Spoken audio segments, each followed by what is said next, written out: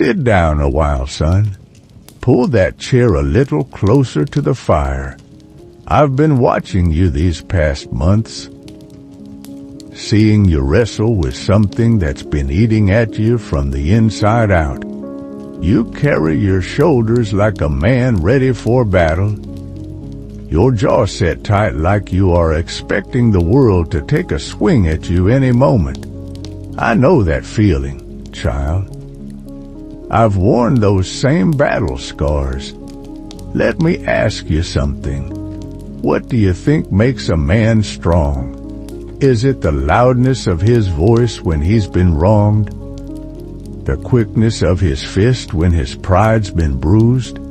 The way he can make others step back when his temper flares? You know, I used to think so too, for the longest time. I believed strength was about showing the world I wouldn't be pushed around, that I could roar louder than the next fellow, that my anger was proof of my power. But sitting here now, with more years behind me than ahead, I see things differently. I see them clearer. Inside every man lives a wild horse, strong, proud, untamed. That horse is anger, son. It kicks when it's cornered, charges when it feels insulted, and rears up at the first sign of weakness.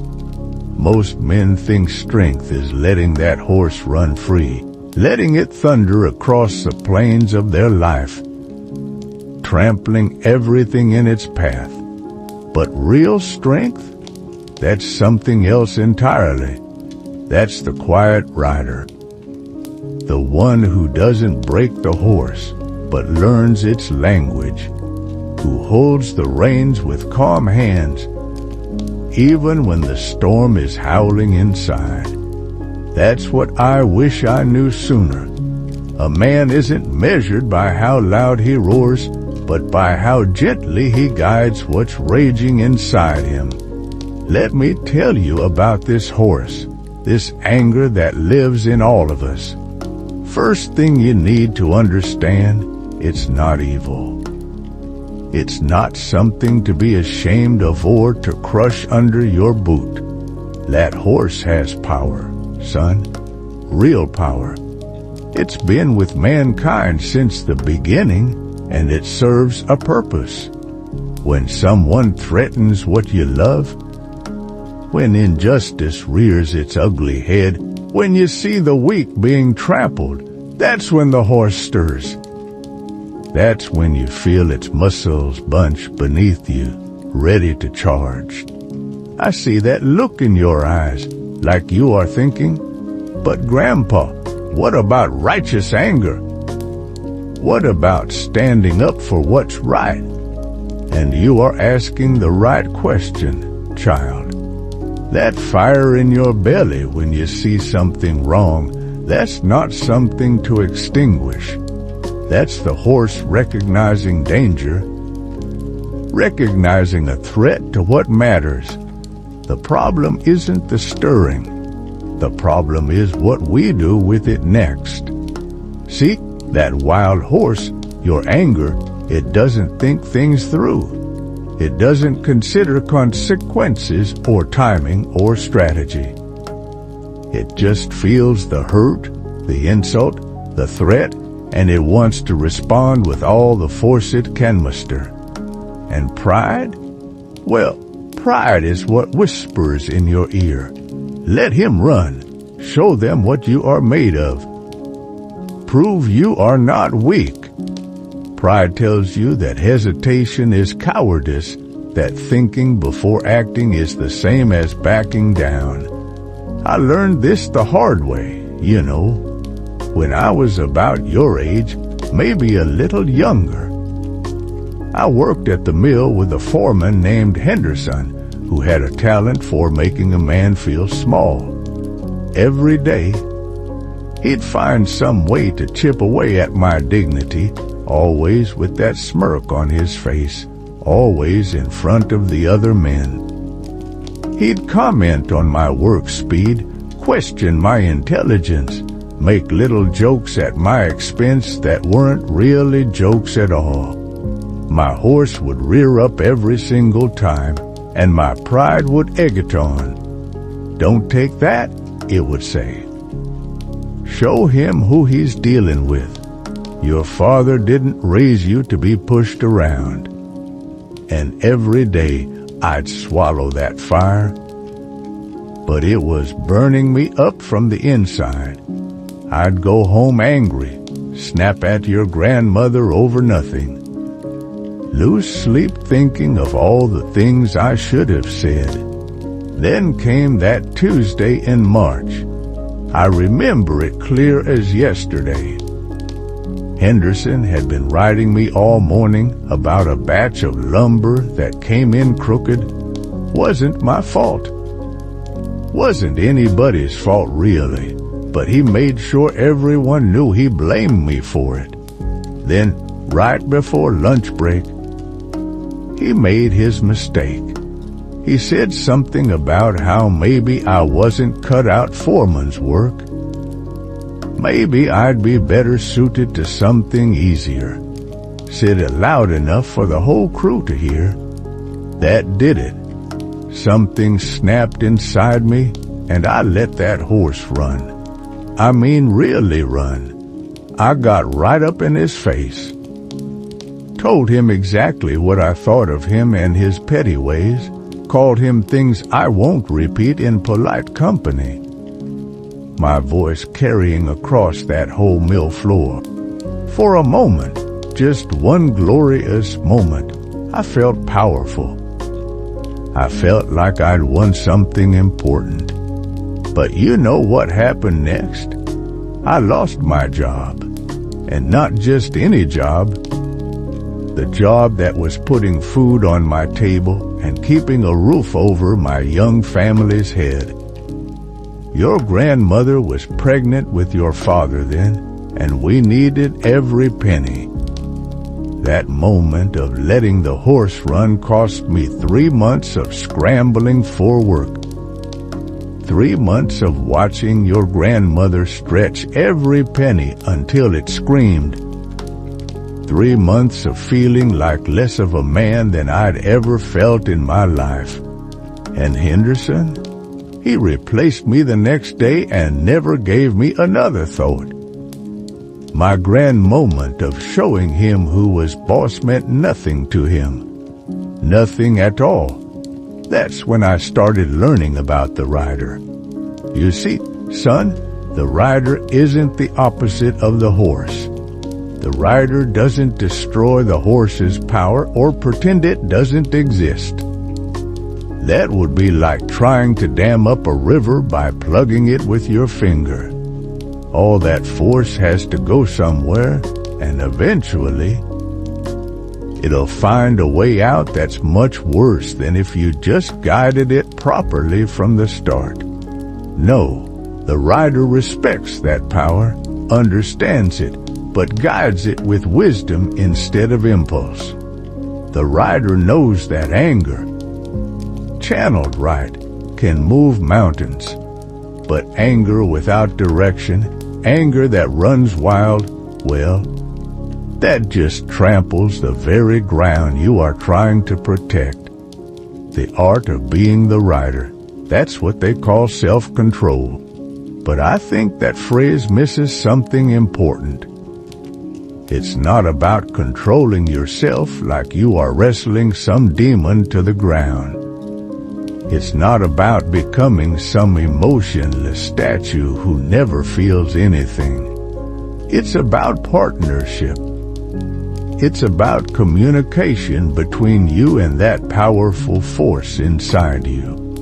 When that horse starts to stir, when you feel your blood heating up and your pride whispering its dangerous advice, that's when the rider needs to speak up, not with force, but with questions.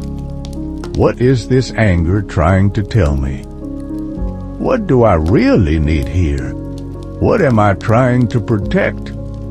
And then, and this is the crucial part, what's the wisest way to protect it? Sometimes The wisest way is to stand your ground firmly but calmly. Sometimes it's to walk away until the storm passes and you can think clearly. Sometimes it's to speak truth with such quiet conviction that it cuts deeper than any shout ever could. And yes, sometimes, though not as often as we think, sometimes it's to let that horse charge. But when you do it with purpose, with direction, with the reins steady in your hands. Let me tell you about the difference. Years later, I was working at a different mill, under a foreman named Blake, who was cut from the same cloth as Henderson, always looking to make someone else small so he could feel big. But this time, when he started his games, I was ready with something different. First time he tried to dress me down in front of the crew, I felt that familiar stirring. But instead of letting pride take the reins, I took a breath and asked myself those questions. What was my anger telling me? That I was being disrespected, that my dignity was under attack. What did I really need? To keep my job, to provide for my family, but also to maintain my self-respect. What was the wisest way to handle it? So I looked him in the eye, not with challenge, but with steady calmness, and I said, I understand you are not happy with my work on this. Help me understand what specifically needs to be different. No anger in my voice, no backing down, just professional directness. You know what happened? He had nothing. He was all prepared for a fight, for me to get defensive or angry. And instead I gave him nothing to push against. Over the next few weeks, when he'd bark orders or make his little comments, I'd meet his eyes steadily and respond with quiet professionalism. When he tried to embarrass me in front of others, I'd acknowledge what needed acknowledging and let the rest slide off like water off a duck's back. Gradually, something changed. He stopped targeting me. Not all at once, but he found easier prey. Men who would give him the reaction he was looking for. And more than that, I earned something far more valuable than the temporary satisfaction of putting him in my place. I earned respect from him, from my co-workers, and most importantly, from myself. That's when I truly understood what it meant to be the rider. The horse was still there, still strong, still ready to protect what mattered to me. But now it had guidance. Now it had wisdom directing its power. The rider doesn't suppress the horse, son. The rider transforms the horse's raw power into something useful, something directed, something worthy of the man you are becoming. Because here is what I've learned after all these years. Anybody can lose their temper. That takes no skill at all. A child can do that. But to keep your head when you are being tested, to respond with wisdom instead of reflex, to turn your anger into fuel for something better. That's the mark of a man who's learned to ride. And let me tell you something else I've discovered. When you learn to be the rider, when you stop letting that horse run wild, something interesting happens. People start treating you differently. They sense something in you, a kind of quiet strength, a stability they can count on. They stop trying to provoke you because they know it won't work. They start coming to you for advice, for leadership, because they recognize someone who has mastered himself. That's the real secret, child. The world is full of wild horses running loose, trampling everything in their path. But the men who learn to ride, those are the ones who change things. Those are the ones who build instead of just destroying, who lead instead of just reacting, who create the kind of legacy that lasts long after they're gone. The fire's getting low now, and I can see you thinking about what I've said. That's good, son. Real wisdom always needs time to settle, like sediment in still water. You are probably wondering how you start this journey, how you begin to become the rider when that horse has been running wild for so long. Let me tell you, it starts small. It starts with noticing.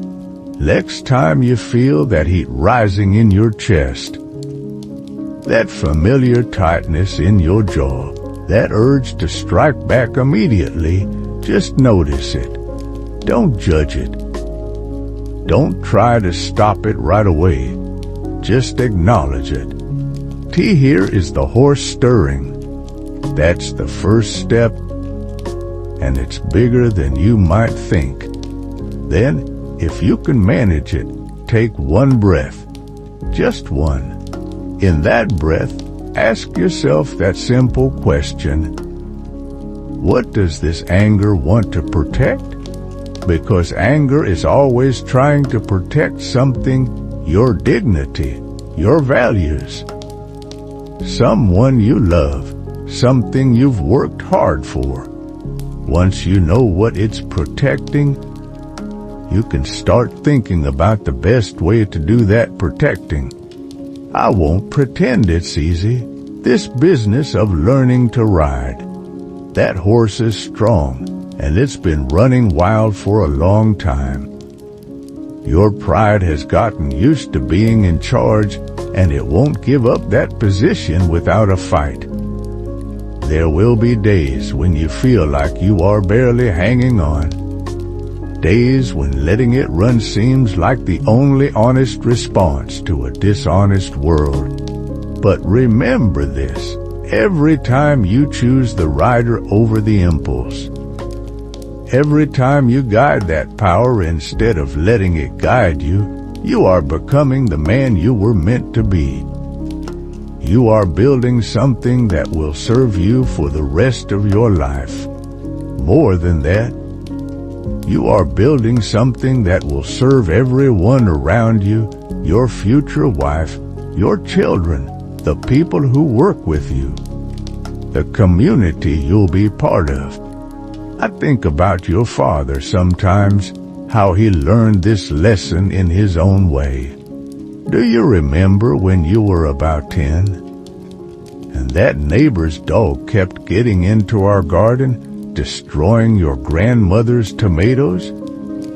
You wanted me to march over there and give that neighbor a piece of my mind. Your father wanted to set traps for the dog.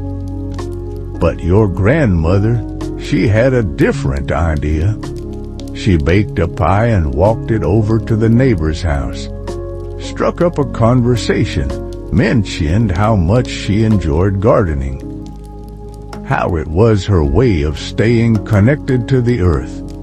Didn't say a word about the dog at first, just built a friendship. Then, after a few visits like that, she casually mentioned the garden troubles she'd been having. That neighbor was mortified. Had no idea his dog was causing problems.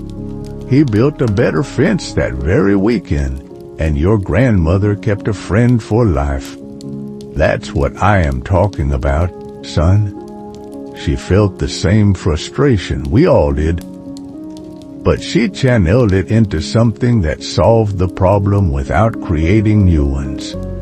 She was the rider, turning her irritation into connection, her anger into action that actually worked. The world has enough wild horses running loose, trampling everything in their path. What it needs are more riders, men who understand that true strength isn't the absence of anger, but the presence of wisdom in how we direct it. Men who know that the battles that matter most aren't the ones we fight with our fists or our voices, but the ones we fight quietly inside ourselves every single day. You have that strength in you, child. I see it when you help your mother without being asked, when you listen to your friends' troubles without trying to fix everything, when you work on something difficult without giving up. That's the rider in you, already growing, already learning. That wild horse will always be part of you, and that's as it should be. The day you stop feeling anger at injustice, stop caring enough to fight for what matters, that's the day you stop being fully alive. But you, son, you get to decide whether you are going to be thrown by it or whether you are going to learn its language and guide it towards something beautiful. I believe in you. I believe in the man you are becoming. I believe you have it in you to be one of those rare men who makes the world a little more peaceful, a little more just, not through the size of your voice or the quickness of your temper, but through the steadiness of your character and the wisdom of your choices. And I believe that with time and practice, you'll find your balance in that saddle, reins steady in your hands, moving forward with both power and purpose, leaving a trail that others will want to follow. The choice, as always, is yours to make. But I have a feeling I know which path you'll choose.